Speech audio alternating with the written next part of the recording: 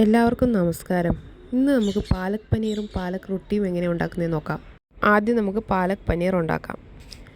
അതിന് ആദ്യം ആവശ്യമുള്ളതാണ് പാലക്, പിന്നെ ഒരു സവാള, ഒരു തക്കാളി, 5-6 വെളുത്തുള്ളി, ഒരു കഷ്ണം ഇഞ്ചി, 3 പച്ചമുളക്, പിന്നെ പനീർ, കുറച്ച് മല്ലിയില, ഒരു 3-4 അണ്ടിപ്പരിപ്പ് വെള്ളത്തിലിട്ട് കുതിർത്തതും. അത് ഇതിനകത്ത് കാണിക്കാൻ വിട്ടുപോയതാണേ.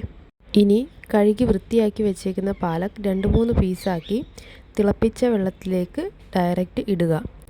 ഇത് 2-3 മിനിറ്റ് തിളച്ച ശേഷം ഇതിനി തണുത്ത വെള്ളത്തിലേക്ക് കോരി മാറ്റാം. വീഡിയോ നിങ്ങൾക്ക് ഇഷ്ടപ്പെടുകയാണെങ്കിൽ സബ്സ്ക്രൈബ് ചെയ്യാനും ലൈക്ക് ചെയ്യാനും മറക്കല്ലേ.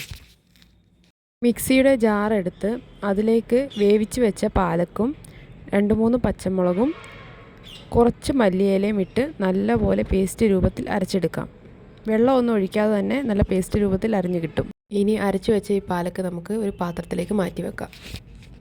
ഇനി ഒരു ചട്ടി എടുത്ത് അതിലേക്ക് ഒരു ഇച്ചിരി വെളിച്ചെണ്ണ ഒഴിച്ച് അരിഞ്ഞു വെച്ച തക്കാളിയും പിന്നെ 2-3 വെളുത്തുള്ളിയും ഇഞ്ചിയും അതൊന്നും അരിയണമെന്നില്ല, അങ്ങനെ ഇട്ടാൽ മതി. പിന്നെ കുതിർത്ത് വെച്ച അണ്ടിപ്പരിപ്പിന് വെള്ളം ഒഴിക്കണ്ട, അണ്ടിപ്പരിപ്പും ഇട്ട് ഒന്ന് നല്ലപോലെ വഴറ്റിയെടുക്കുക.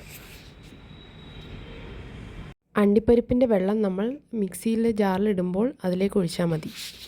ഈ വേവിച്ച തക്കാളി നമുക്ക് പേസ്റ്റ് രൂപത്തിൽ അരച്ചെടുക്കാം. ഇതും ഒരു ബൗളിലേക്ക് മാറ്റി വെക്കുക. ഇനി നമുക്ക് പാലക് പനീറിനുള്ള കൂട്ട് തയ്യാറാക്കാം. ഒരു ചട്ടി എടുത്ത് അതിൽ ഇച്ചിരി വെളിച്ചെണ്ണ ഒഴിച്ച് ഗ്രാമ്പൂ, പട്ട, വറ്റൽമുളക്, ചെറിയ ജീരകം ഇതിട്ട് മൂപ്പിക്കുക. എല്ലാം കുറച്ച് മതി കേട്ടോ, വളരെ കുറച്ച് മതി.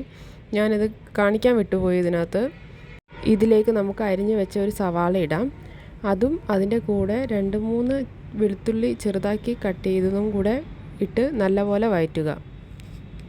വാടി വന്ന സവാളയിലേക്ക് 1/2 സ്പൂൺ മുളക് പൊടിയും 1/2 സ്പൂൺ മല്ലിപ്പൊടിയും 1/4 ടീസ്പൂൺ മഞ്ഞൾപ്പൊടിയും 1/4 ടീസ്പൂൺ ഗരം മസാലയും 1.5 ടീസ്പൂൺ കുരുമുളക് പൊടിയും ഇട്ട് കൊടുക്കുക.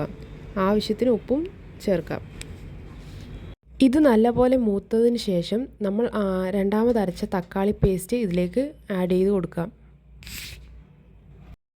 ആഡ് ചെയ്ത തക്കാളി പേസ്റ്റ് നല്ലപോലെ ഒന്ന് മൂത്ത് വരണം. ഒത്തിരി മൂക്കണ്ട, എന്നാലും ഒന്ന് ജസ്റ്റ് ഒന്ന് ഫ്രൈ ആയതിന് ശേഷം ഇതിലേക്ക് നമ്മുടെ പാലക്കിൻ്റെ മിക്സ് ഒഴിച്ചു കൊടുക്കാം. 2 മിക്സും നല്ലപോലെ ചേർത്ത് ഇളക്കി ഒരു 2-3 മിനിറ്റ് വേവിച്ചതിന് ശേഷം അതിലേക്ക് നമുക്ക് പനീർ ഇട്ട് കൊടുക്കാം.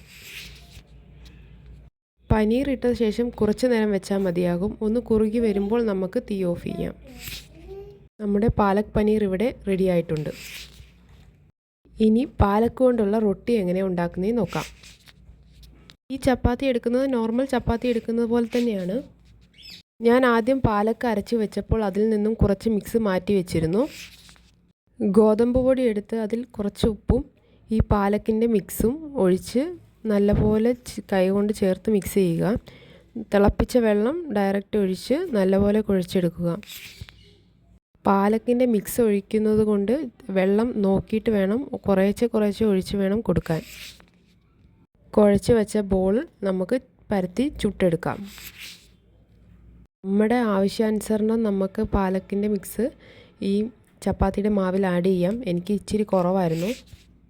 പാലക്കിൻ്റെ ചപ്പാത്തി ഉണ്ടാക്കി കഴിഞ്ഞാൽ വളരെ നല്ലതാണ്. അടിപൊളി ടേസ്റ്റാണ് ചപ്പാത്തിക്ക്. ചപ്പാത്തി മാത്രം നമുക്ക് തിന്നാൻ തോന്നും. പാലക് പനീറും പാലക് റൊട്ടിയും ഇവിടെ റെഡിയായി.